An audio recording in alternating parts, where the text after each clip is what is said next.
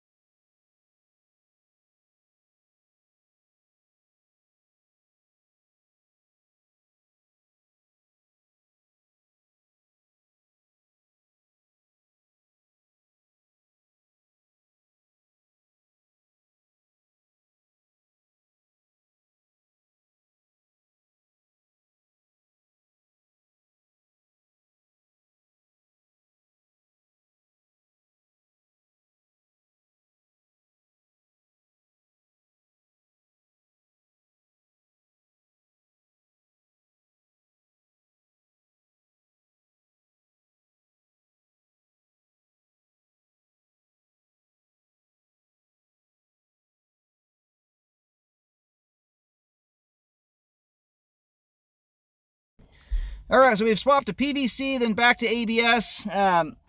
PVC, now we're going to some ABS again here. So there is a clean out in the front yard.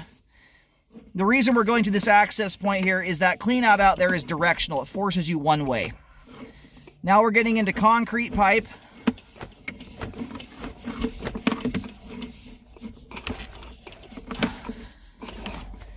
We got a bunch of buildup right here. We'll see how that looks when it clears out at the end. That may be related to the roots in the line. If I recall off the top of my head, I don't believe they got dealt with. But I would check with the city. I'm going to try and locate it where that spot was at. I do believe the city out here does take responsibility from the right-of-way out. So if any of that stuff falls into that part of the property, that may be on someone else to deal with.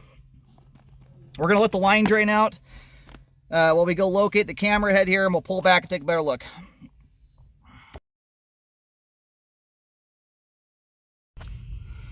All right, we're going to start reeling back in here. Line terminates out on Southwest Tenino.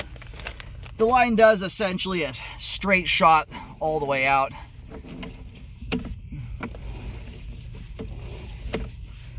I'll put a little diagram on the report. So anyway, some of the debris you're seeing here, you can see how this is balled up toilet paper. I like to point it out just so people can see how poorly balled up toilet paper travels through the line. Not that it's just kids that do it, but by and large it is kids. That's why you really want to teach them how to fold it. Balled toilet paper is the #1 cause for blockages. If you don't get too much down there, they often will break loose on their own naturally because it's at least something that disintegrates.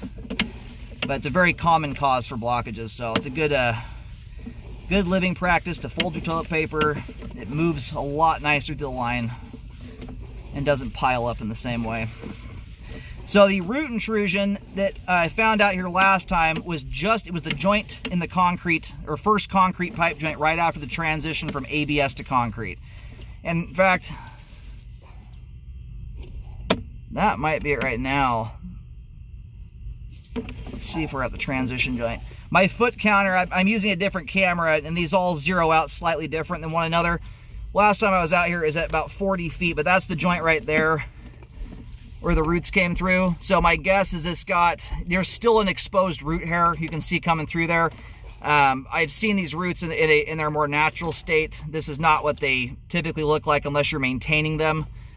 I'm not sure how long ago the line was root cut, but there was no repair done there. So I'm going to locate the joint and see where it's at. What I would do first and foremost is put a call into the city to find out where responsibility starts and stops. This may be something that falls into city territory.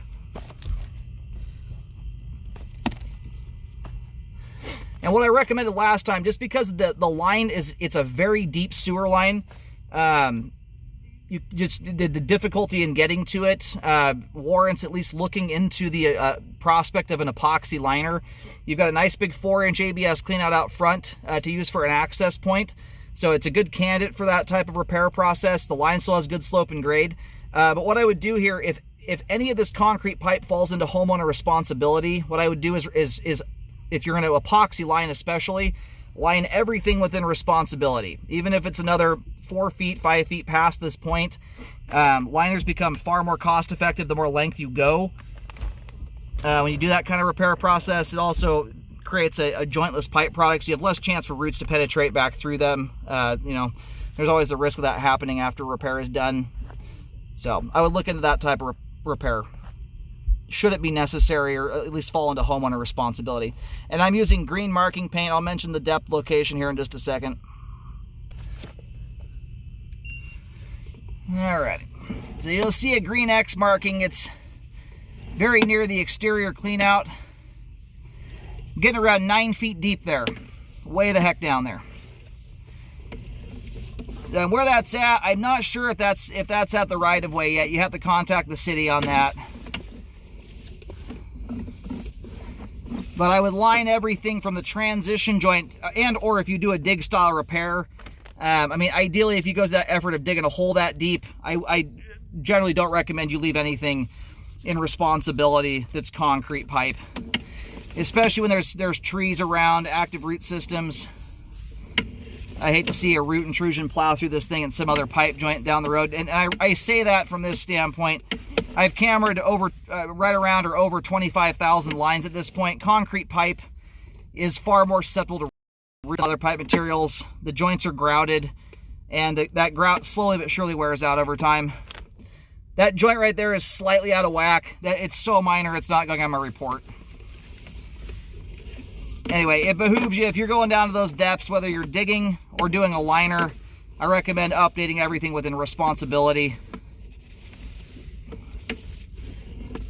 I think the liner makes the most sense in this circumstance. But right now, the roots are not affecting functionality. So the line has good flow and is functioning properly at this time. But that doesn't mean it's going to stay that way if you aren't doing maintenance on the roots there. So if repairs don't happen, I would certainly rescope the line in about 1 year to see how the roots are looking and cut as needed up until you're ready to do a repair on it. First and foremost, so I'd like to see it repaired, so that's not something you have to deal with. But if you do any kind of repair work, whether it's a trench style or epoxy lining, make sure you rescope the line afterwards to check the work. If you do, for some reason, a dig style repair, you want to do that rescope after the trench is closed. Especially with this kind of depth, your settling, the likelihood of settling problems goes up dramatically when you're at depths like this.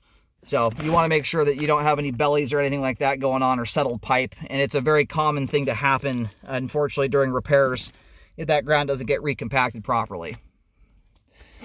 Otherwise, the rest of the line here, the remainder of the concrete beyond that point, there are some of those joints in there that look like they're just starting to become exposed to the ground. I noticed that last time I was out here.